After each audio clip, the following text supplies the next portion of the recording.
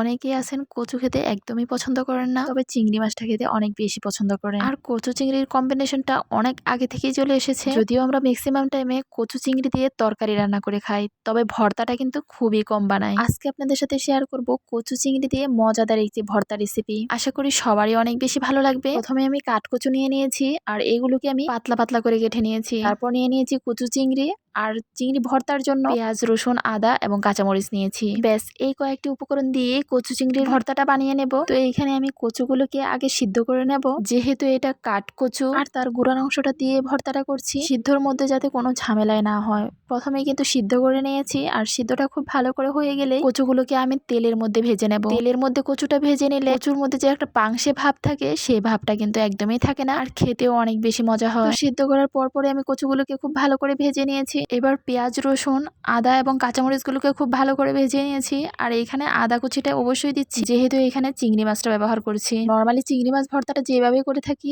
ঠিক সেইভাবেই করেছি, শুধু এখানে রসুনের পরিমাণটা একটু বেশি দিয়েছি। পেঁয়াজগুলো যখন ভালো করে ভাজা হয়ে যাবে, এবার এর মধ্যে কচু চিংড়িগুলো অ্যাড করে দেব। তারপর চিংড়িগুলোকেও কিন্তু খুব সুন্দর করে ভেজে নেব। ভাজার প্রসেসিং গুলো অবশ্যই একটু ভালো করে ভাজতে হবে, নয়তো খেতে কিন্তু তেমন একটা ভালো লাগবে না ভর্তাটা। আমি কিন্তু প্রত্যেকটা পার্টি আলাদা আলাদা করে ভেজে নিয়েছি, মানে পেঁয়াজগুলো আলাদা করে ভেজেছি, তারপর চিংড়িটাও একটা সাইডে খুব ভালো করে ভেজে নিয়েছি।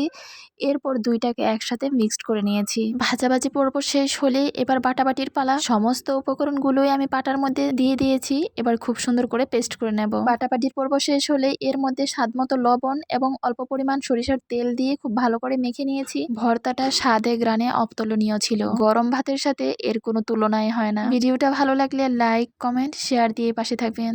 আল্লাহ হাফেজ।